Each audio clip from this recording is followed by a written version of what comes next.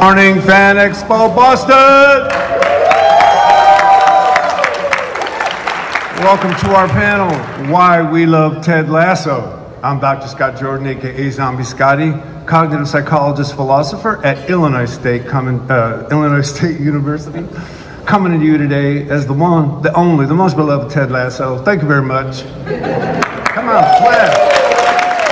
Now, you know, I got to tell you a little story before we start, right? So I get up this morning, I'm thinking I'm going to do Ted Lasso, and I look in the mirror, and I'll be damned if I don't look like Beard. So I can't do Ted, but I can't do Beard. So then a friend gave me a real football team cap, and I looked in the mirror and said, oh my God, ich sehe aus wie ganz Jürgen Klopp. Yeah. Any football fans in the house? Okay, so I am basically a Ted Lasso, Coach Beard, Jürgen Klopp, big thing blob. So I do a thing on YouTube called Dark Loops Productions where we talk about this kind of pop culture stuff all the time. No, we want to skip that. Thank you very much. And what I want to do now is I want to introduce my fantastic teammates, and we'll start with Nick. Please tell them who you are, what you do, and quickly your favorite character. Hello, everyone. I am Nick LaRue. I'm a film critic. I run a website called filmsnobbery.com. I'm also an author and have a book coming out next year about independent film marketing. Thank you. And my favorite character is probably, I actually really do like Coach Beard. Yeah. Gotta love Beard. All right, Hi folks, I'm Tatsu. PhD, I work in customer success at a software company. I'm a huge football fan, obviously Ted Lasso fan. I think it's pretty obvious who my favorite character is. Football is life. Hey y'all, I'm Keely Jones, Independent Women Magazine. No, just kidding. My name is Dr. Kelly Wallace. I am an assistant professor of criminal justice at LaSalle University here in Massachusetts, former clinical therapist in the greater Boston area. And my favorite character, much like Keely, is the incomparable Roy Kent. Good morning, everybody. I am Sista A, aka Allie. I am part of the Sista Speak Productions podcast. I am from the great city of Boston here and excited to talk about Ted Lasso. My favorite character is Rebecca.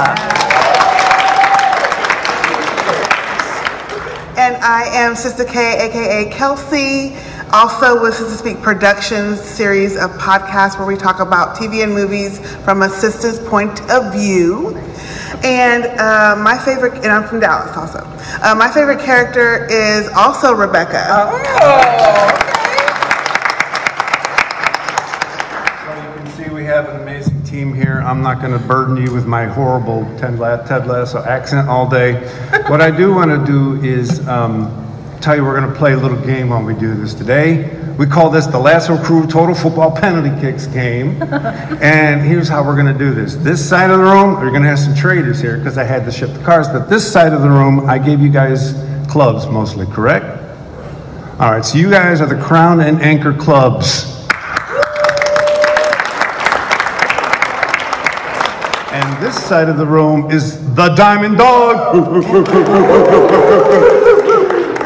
All right, so you're all on the Crown and Anchor Clubs team. You're all on the Diamond Dogs team. However, 6 of you are penalty kick takers. Okay? So here's how the game's going to work. Teams will take turns answering penalty kick trivia questions. All right? Successful answers score the team 1 point. The kicker will be determined by their card, and we will start with the aces, and we'll move to the deuce, the 3, 4, the 5. The team can help the kicker, the team can help the kicker come up with an answer, and the audience and opposing team can shout as many possible answers as you like to interfere or help. You are all teams. Once Ted Lasso coach Jurgen blows his whistle, the kicker must give an answer. So you guys can give out false answers, whatever you want, as long as you want. But when I blow my whistle, you have to stop. Okay, I see. Okay, see, they want to be with the Diamond Dogs. They don't want. Yes. I knew that was going to happen. And I knew it was going to be hilarious. That's it. Sir, we're going to do one of these about every 7 or so minutes. And in a penalty kick round, you know, you get five kickers right. And so if there's a winner, there's a winner. If there's a tie, we'll do one more. And if that doesn't work, then we'll do a coin flip. Okay? All right. And the winners will receive signed photographs of the panel, of all of us. Okay, so I'm not Vanna White, y'all. Okay, 5 photographs, and we don't want to call them losers. We want to just call them the almost winners. They're all going to receive goldfish. Okay, we've got goldfish up here. So why don't we go ahead and just start our first round. So we have Sister K and Sister A who are going to be asking questions. So we will start with the clubs team, and we'll start with the Ace of Clubs. Can you please raise your hand? All right, there's your penalty kicker. All right, so we're going to ask you the question, and you all can scream whatever you want, and I'll blow a whistle and stop. Go ahead. Okay, question number 1. Ted is short for? Come on, help him out. That's all you're going to say? You got a whole field to play with. Anybody else?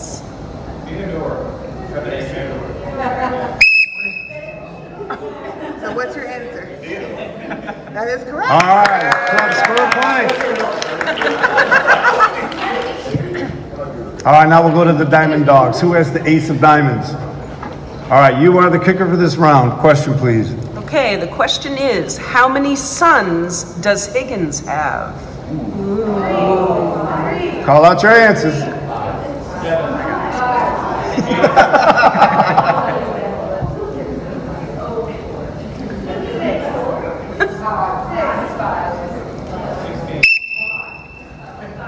But, sorry. So the score is 1-1. All right. Now what we're going to do is I'm going to ask each of my panelists to tell you why we love Ted Lasso. We'll start with Nick on my right. He'll talk for a bit. Then we do another penalty round. Then we'll go to the next. So Nick, why do people love Ted Lasso? I think it really appeals to just a broad swath of people. For me personally, that's my therapy time. It really is. That's the time I will literally. My wife won't. I'm like, it's time for bed, right? Yeah, I'm just gonna go downstairs and I'll play video games. No, I'm gonna go ugly cry to some Ted Lasso every time.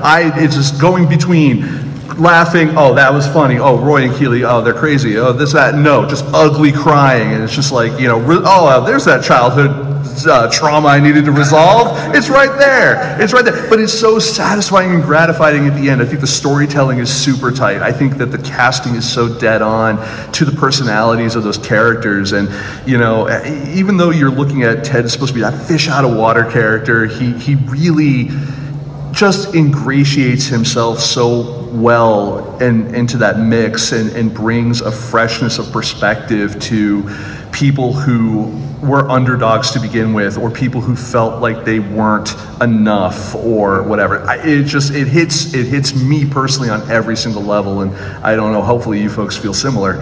All right. Ben, if you want to follow up on what Nick said.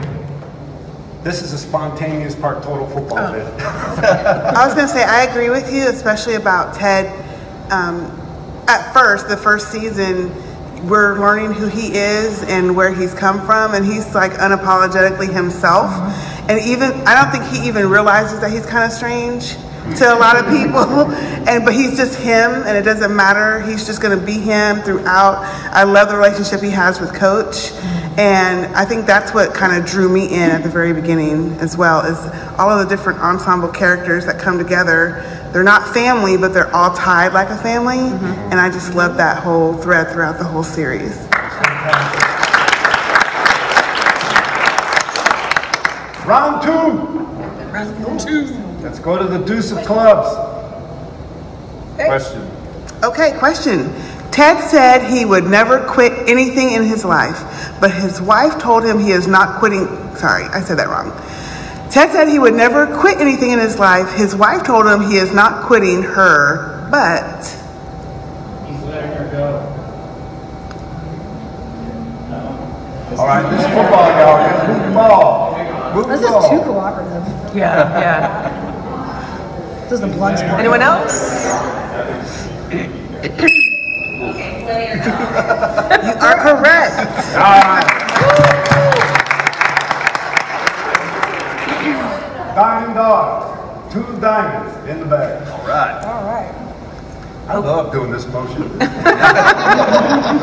The question is, where did Ted Lasso get the biscuits from?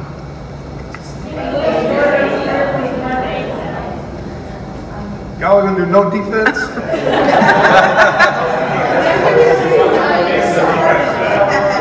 Yeah, Ted Lasso fans are too nice. Yeah. Let's go. He fixed them himself. All right. Correct. What is the score, Keely or Kent? 2-2. All right, so Tatsu, why do people love Ted Lasso? So I'm gonna take a little bit of a different direction. So I got really into soccer, I would say around 2016, right? And it was still kind of niche at the time, right? Like NBC had picked up the Premier League, right? The English soccer league. And so here I am, you know, like watching soccer, but very much alone, right? Like aren't a lot of people watching soccer at the time. And the cool thing about Ted Lasso is obviously it's a show about soccer that's not really about soccer, right? But it brings people in, right? So it's kind of exploded. So I get to talk about soccer with you know, people that had never watched a sport in their life, right? And so obviously there's so many good things about the show. You know, there's so many life lessons. There's so many, you know, things about relationships and all this, which I'm all game for as well, right? So not only do I get to talk about my favorite sport with everybody, but I also get to kind of share this moment, right? This phenomenon. And so it's been a really fun ride and a bit sad that it's over, but we can keep it going, right? So. I honestly just said to Nick before the panel started, I know so much more about soccer now than I did before, so just to Tatsu's point. But for me, the reason that I love Ted Lasso, and I think a lot of folks do too, is that the characters are all flawed. None of them are perfect, and they all have trials and tribulations and struggles, and we see them all grow and develop throughout the show. And they try things, and they find ways that don't work, but they don't let those stop them. And I loved when they brought in Dr. Sharon in season 2, right? Asking for help is one of the hardest things we can do, but you know, what happened to Danny was the catalyst for her coming in, but then every other player on that team could use her and use her help in some way, shape, or form. And I thought her character, oh my gosh, hashtag therapy goals, right? Like, she is just an amazing, and she has a therapist too, right? And so like, it's just such a beautiful story about the helping journey and how important those social connections are, and again, how nobody is an island and we can't do this alone. I want to follow up on Tatsu's statements about when he started watching it and why he started watching it. We probably started watching Premier League at the same time. Tatsu actually, he lives in Boston, I live in Chicago. He actually showed up on a Premier League advertisement, right? Because he went to one of the fan things. So like took a screenshot and said, dude, you're famous. But Ted Lasso hit us in COVID too. And I remember watching like the beginning of season 3, having COVID flashbacks, right? Not memories of specific events, but just this small scale feeling of dread. It's like, oh my God, this show's been with us that long. And it really helped get through that, right? All right, we're gonna do round 3 here. I need the 3 of clubs. Are you ready? All right, you can walk around the field for a bit, get your head together. You all right? Okay. Okay, the question is, what does Danny like to give away for free? Joy. Hugs. Joy. Play a little game, y'all. Hugs. We're going to say joy. Wait a minute, let me blow my whistle. Joy. You are correct. It's actually mucho joy, but we'll give you that one. Should we let it slide? We're gonna slide, okay. Now we need these 3 of diamonds. Oh yeah. Okay. Right here, okay. Okay, the question is, AFC Richmond has not been able to defeat Everton for how many years? Ooh. This is tough, right? Y'all gotta play football now because that's hard.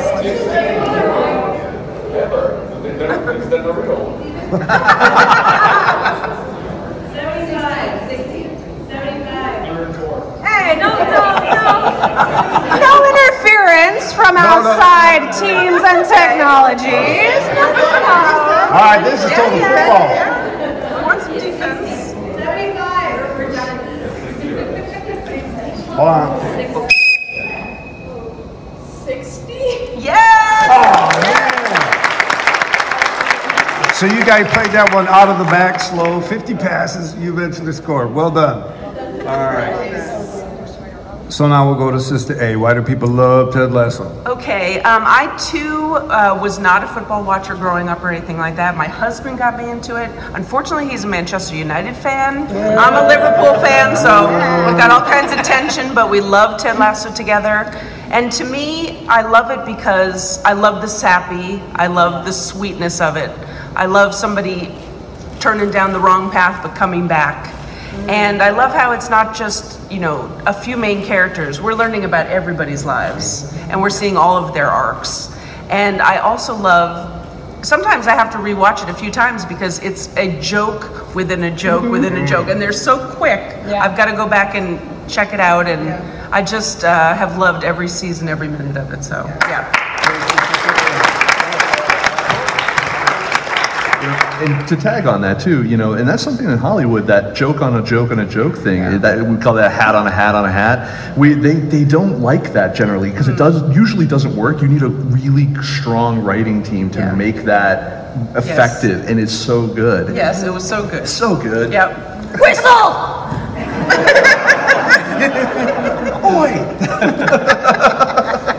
So, is that the cue we do one? Okay. Okay. So I'm allergic to metal. we got to go to round 4. 4 clubs. Yeah. Okay. All right. So, Rebecca's goddaughter Nora has a crush on which player? You didn't even need it. Whoa! Locked and loaded. That was quick. That was quick. Let's From the player themselves. You guys got to play a little football. Toss the ball around. He passed a little bit, fake kick there. Don't rob him of the whistle. Sorry, I'm Jamie. This is all he has. I just couldn't kick myself. It's Sam! We practiced all night. Bogus whistle. I should be a goldfish. Sam! Yes! Correct. Well, so far this has been better than this morning. All right, 4 of diamonds. Raise your card. Raise the card. That's a cost for Where are you? All right. Okay. When did Ted have his first panic attack?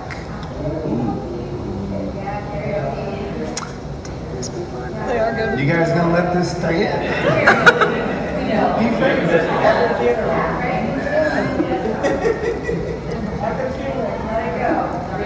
Young ladder. Karaoke. The score is 4-4. This is a tight match, y'all. It's a tight game, tight game. Exactly. So we got about 20-25 minutes left. So we'll save the last one for the end of the game. Okay. All right. Go. One more. Yeah, I was rushing through it. That was my fault. Wow. We had a whole plan, and then life happened. Total football. Exactly. You adapted. All right, Sister K. Why do people love Ted Lasso? I know why I love it. Yeah. I mean, I resisted watching it for a while because I thought this is just going to be silly. I don't really like soccer, football, whatever you want I'm to call sorry. it. Whoa. I'm like soccer, football. Hey, soccer, football, whatever. And Yes. I don't know what it was that just had me one day say, I'm going to sit and watch this. And I loved it from the first 5 minutes. And I think it was just because he was so vulnerable in himself. And I don't know, something that I don't feel like I do a lot. I kind of have a facade up all the time and don't want to think about myself too much. And I like the fact that he is who he is, but he's also introspective, and everyone else is. And coming from men too, that they don't always show on TV, men that are unapologetically love each other, enjoy being around each other, that have feelings, talk about them. And then, of course, he has things that he doesn't really deal with until later in the seasons. But I think that's what kind of drew me to it. And then we get on to all the other characters that have the same type of story arcs. I don't know. I think that's what really drew me into it.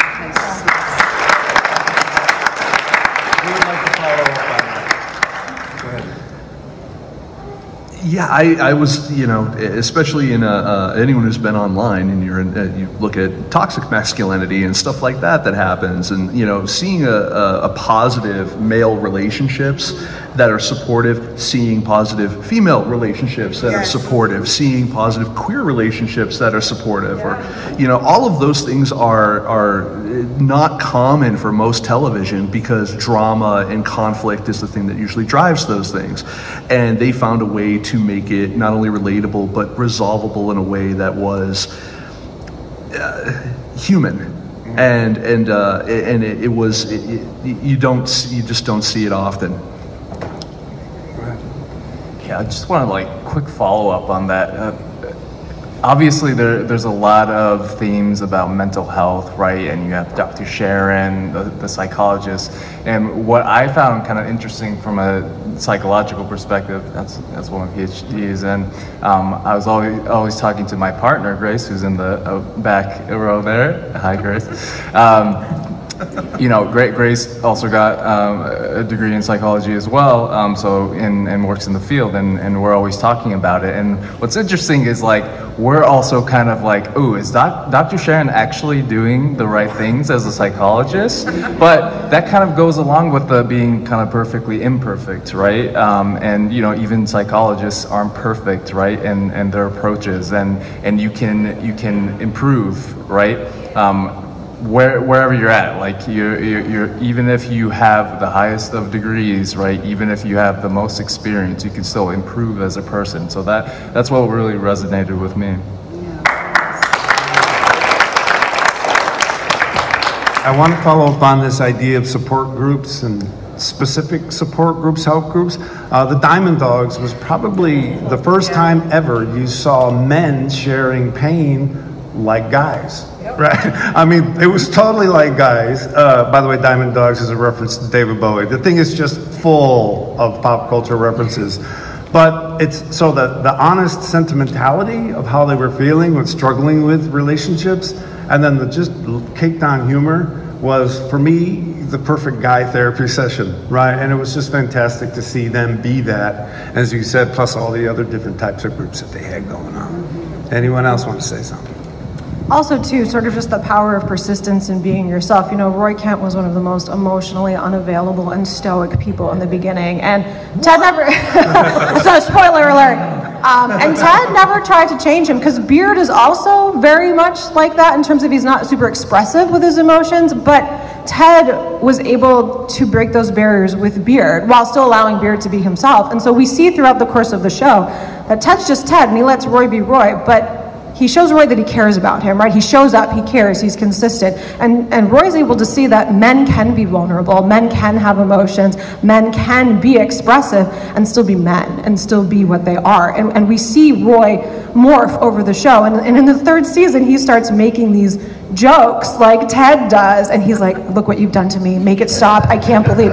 And he even tells Ted that he loves him at one point. And it's just such a great journey. And I think it really speaks to what you both were saying about, you know, men, we're all people, right? It doesn't matter what body you're in. We all have emotions, we all have struggles, we all go through things, and it's perfectly acceptable to have a support system and need to talk to people about these things. And I really think that Roy is a perfect sort of trajectory for what a lot of people go through, especially those who might be more reserved. And I mean, Roy never had that, right? He was shipped off to football camp when he was like 7 or 9, and never had any of that, never had that nurturing or those types of relationships. Those coaches weren't parental or weren't friends, they were coaches. And so even as an adult, even when he was in that part of his life, he was still able to recognize that, oh, I can change, that I don't have to be this way, and that changing is actually good for me, right?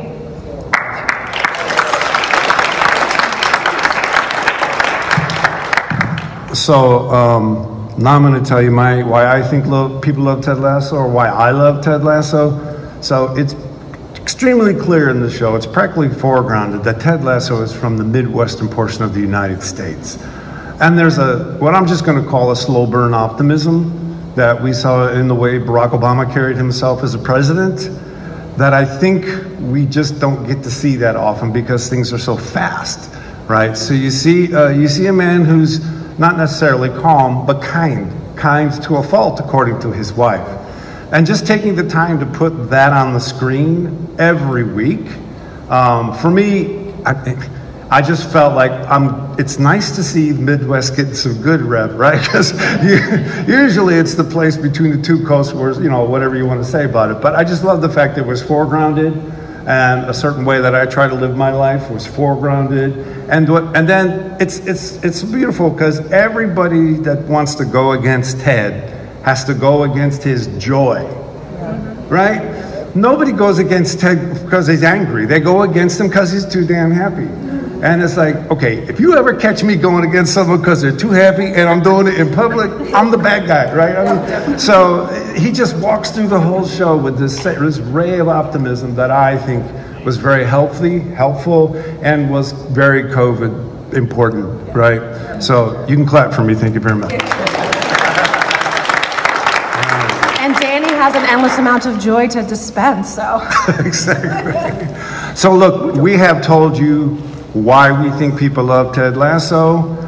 We want to give you the opportunity to maybe tell us why you love Ted Lasso, or if you've got any other Ted Lasso related questions, now's your shot. Come on, y'all.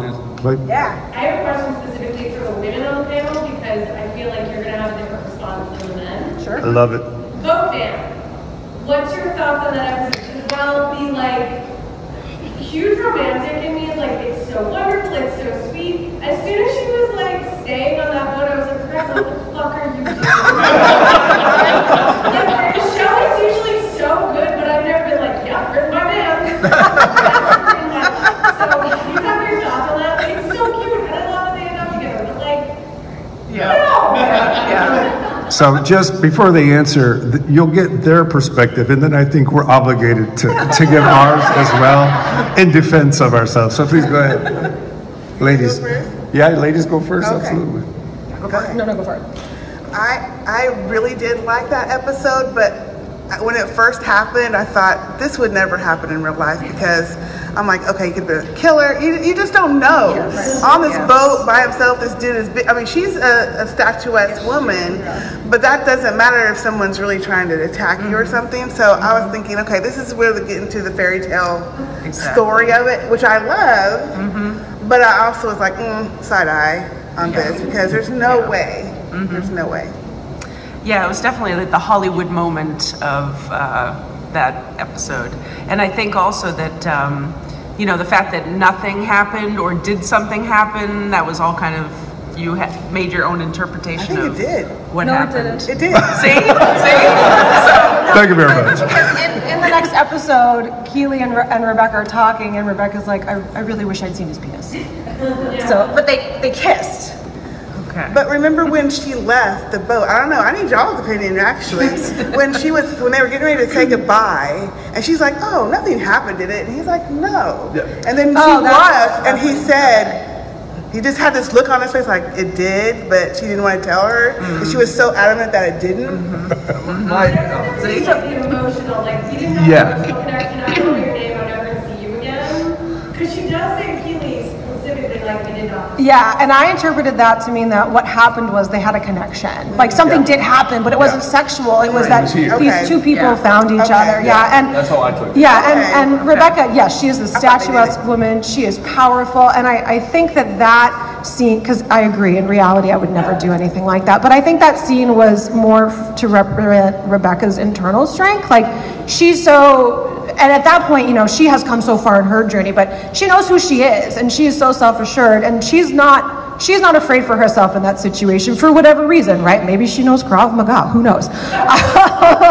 And it was a bit far-fetched, but I do think that, we have a tendency, especially in today's world, to assume the worst of people, right? And as a woman watching that show, you're like, oh my God, red flags, red flags, red flags. But then nothing ever happened. And in fact, he was very sweet. And like, he went to kiss her foot because he has a kid, which we didn't know at the time, but he was like, oh, I'm sorry, like that was a knee-jerk response because he has a child that he does that to. And so all of his actions, as we later learned, were more nurturing, I think, from his father role. And of course there was, I don't remember how to say the word in Dutch, you know, the G word, that means like romance or whatnot. And so I think that episode was also trying to remind us that there are good people out there who do good things without any ulterior motive. And especially as women, like when it's a man, you get those hackles raised, but not all men are like that, right? And so I think that the show was really trying to show that there are good people out there who are just trying to help you, and they're not trying to take advantage or take anything from you. So that was just my take on it. Yeah, I think that's all we're trying to say as guys. I'm just By the way, Diamond Dogs.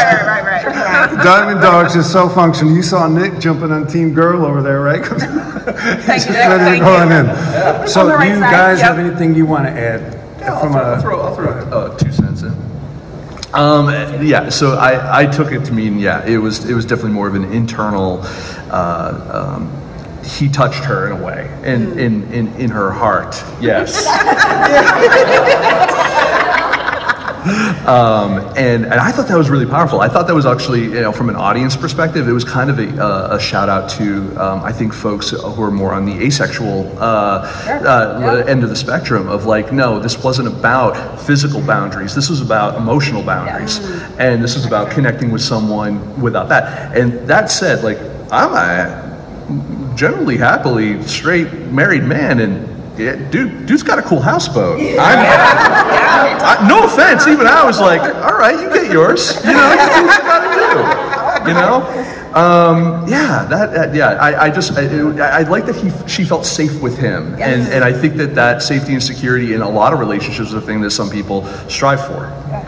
Yeah, I don't think she felt the same level of safe the whole episode. In other words, you could see her, she kept checking. And then I think he offered her something to drink. It's like, well, this is a point of no return, right? If I do this. So I also enjoyed the sexual tension of the scene. It's not that are we going to make love. That's not the point. The point is they were very attractive people, attracted to each other, and they played it out in an adult way we rarely see, on TV. period. And that's so consistent with Ted Lasso. You know, that they end up taking a risk to be nice and no one gets hurt, you know. So, excellent. Tatsu, go ahead. Barbecue sauce. Thank you for that. Very good question. All right. Anyone else? Question, comment, favorite scene? Yeah, please. I just have a question about Ted's optimism, because I think it's crucial for the team. And then there's that scene, much of it for him is a defense mechanism from his personal trauma, and a scene with his mother. Where it just goes back and forth in her paradox. So, just if any of you have commentary on that. I'll start. She's part of the source of his defense optimism as defense mechanism. So in her presence, it doesn't work, right? She's the context in which he developed optimism as a way to cope. I'm not saying she was abusive. We all find ways to cope with our parents and our families. And then we go off and we live this life and we're an amazing adult somewhere, and we go home and we become 12 years old again, right? Because those are the people that knew you when you were your smallest, your weakest, and you don't get to escape that when you go back to them. You know, when you go back to your friends later, you're the big age, you're the big person, but you can't escape the family, and that came up very clear in that episode. Anyone else want to comment? There's a bit of foreshadowing too, because earlier in the show, Ted, I think it's when we meet Rebecca's mom, but Ted makes a comment to say, oh, I love meeting people's moms. They're like a window into why they are the way they are. He said it much better than I did. And then we end up meeting his mom. And I also love that we met Jamie's mom the first episode before, and my goodness, that was a jarring episode. I was not expecting that at all. But that explains why Jamie is the way he is too, right? So, I mean, I love when you go back and watch it again after having seen it, all the little things you pick up on that, like, I don't think there's been a show that does better callbacks or Easter eggs to itself than this show. But I think you summed up beautifully Ted and his mom. And I think that was also necessary for Ted to confront her that way. And so I think Dr. Sharon would be very proud of Ted for doing that. But I also think he wouldn't have been able to do that if he hadn't worked with Dr. Sharon, right? And again, this sort of helping journey to make us realize that perhaps some of the things that we've been utilizing aren't necessarily the healthiest or the safest for us for our own personal growth and development. Thank you for that.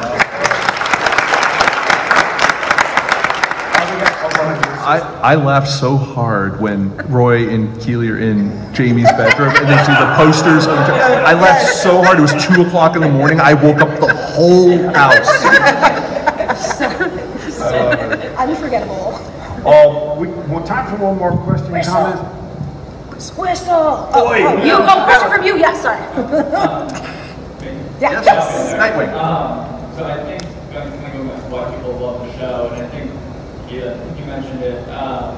It's like people see each other in characters, but I think, like for me personally, I saw myself in a lot of the characters. Yeah. Not just like, oh, I'm totally Roy. Sure. Yeah. And it's like, well, I definitely have Ted's optimism, but definitely cut myself off emotionally with Roy. Sure. And I think that's why people liked it so much, that you didn't have to just relate to one character.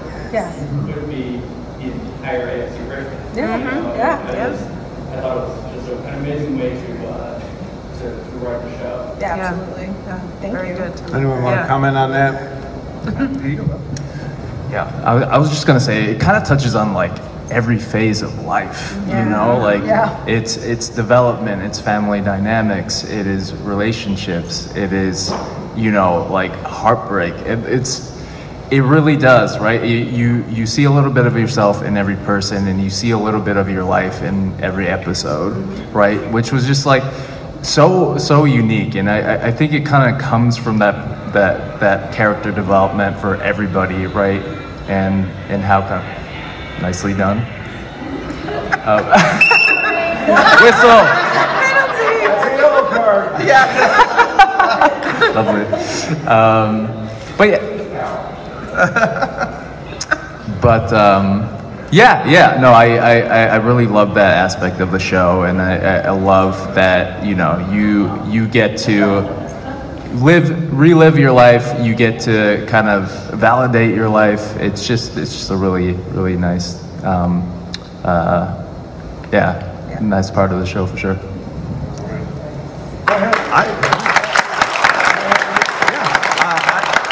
I also like that you can kind of see yourself not just in the guy characters, but in the female characters, the women characters. And you know, I think that Hannah Waddingham and her, you know, Rebecca is fantastic and is, you know, a model businesswoman who kind of, you know, took over. Keely especially, you know, she coming from this one world and taking these skills and becoming entrepreneurial and creating something for herself and not giving up, and that ambition is just absolutely something that is real. I'm a small business owner myself. I get that. Like, I relate to that very clearly.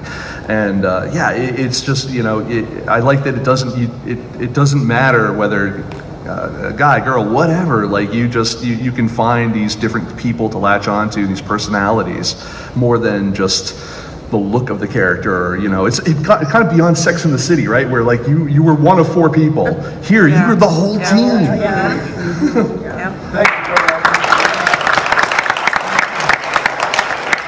And now it's time to resolve our free kick. So we need the 5 of clubs. Okay. Oh, hey, there you go. Okay. I gotta find the right question. Oh. That's the easy one. What? I know, I need to skip around. That's too easy. What is Higgins' first name? That might have been too easy too.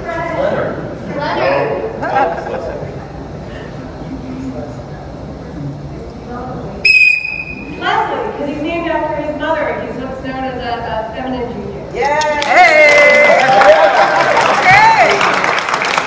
She got a little extra spin on that ball, put that up in the top right corner. All right, fantastic. All right, 5 of diamonds. Okay, here we go. Okay, this is a good one. Ted and his wife's therapist gave them a code word to use. If if either of them says, the other one has to tell the God's honest truth. Oh, you gotta let me blow my whistle. You gotta let me okay. In the form of a question. That is correct. All right then.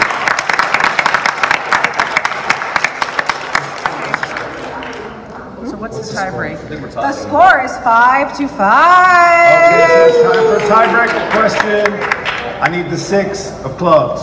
Okay, thank What's you. our tie-break question? I think you can pick whichever one you want. Just pick. Okay. Because they each get one. Who plays Roy Kent, and what was he originally hired to do? Yeah, no, he's supposed to be writer, but that's Everybody's so good. I know, they know it all. I'll get some press defense here.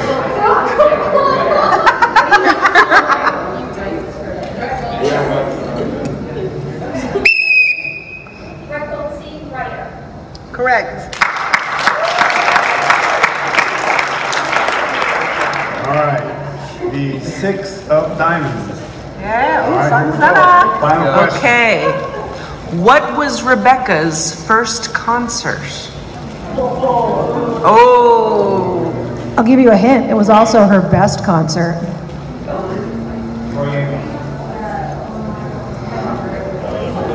Hey, they've been on the Google machine. That's not fair. That's cheating. That's cheating. We need an answer. No, it was the Spice Girls.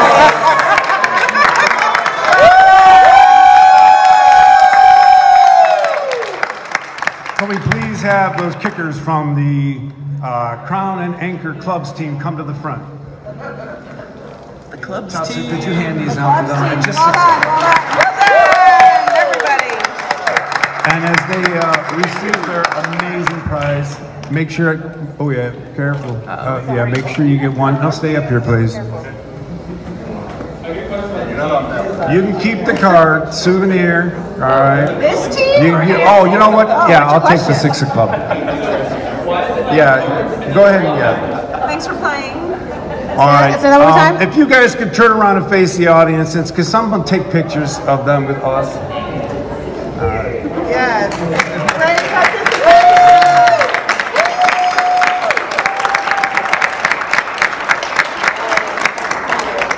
Thank you very much. And now the Diamond Dogs kickers, please come to the front. Sorry, Nightwing, what was your question? Okay, so I have a question about the team name.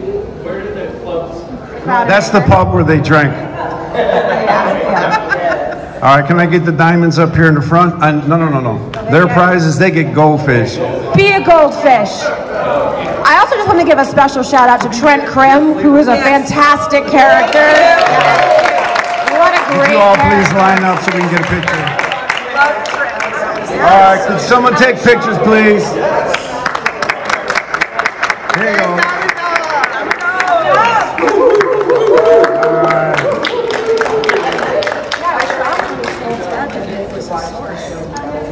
Oh, fantastic. Okay, we got just a couple minutes left, so I want to give the panelists the opportunity to tell you where you can find them on social media. We'll start at the end. You can find sisterspeakproductions.com and anywhere podcasts are available. We have Sister Speak Walking Dead, Sister Speak Last of Us, Sister Speak Game of Thrones. Game of Thrones. We have all kinds of shows Snowpiercer. for everybody's palate. Yep. Take a listen, you'll fall in love with us, we know.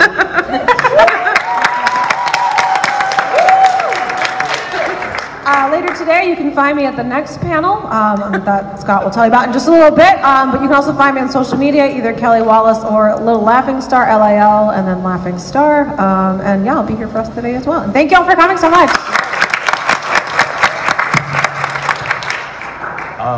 You can find me on Instagram, Tatsu, that's T-A-T-S-U, Shigeta, S-H-I-G-E-T-A. I believe my handle is Tatsushi. But Live before you. That's a 1892. Yeah. Tatsushi 1892. And I'm also on some podcasts every now and then on Dark Loops with Scott, so check it out on YouTube. So glad And you can find me pretty much everywhere at Film Snobbery, all one word. And you can check out film reviews, interviews with filmmakers, more information on the book coming out over at filmsnobbery.com. Okay. So as soon as we're finished here, we're going to run and dash to the Anime Events Room 162 and do a panel. Why is anime so good? It's the characters, dude. Come, we're going to play games there just like we did here. And then at 2 o'clock today, I'm doing a live podcast down on the creators stage. What you love, Boston cosplayers. So thank you so much for Thank you, everybody. Yeah, oh yeah. When I end my podcast, I say, so there it is from all of us to all of you. Big love, and remember, and we all say something together. Yes. So what we're going to do is I'm going to say that, and then we're going to say, football is live. I want you all to say that because I'm recording it. So there it is. From all of us to all of you, big hugs, and remember, Football is live!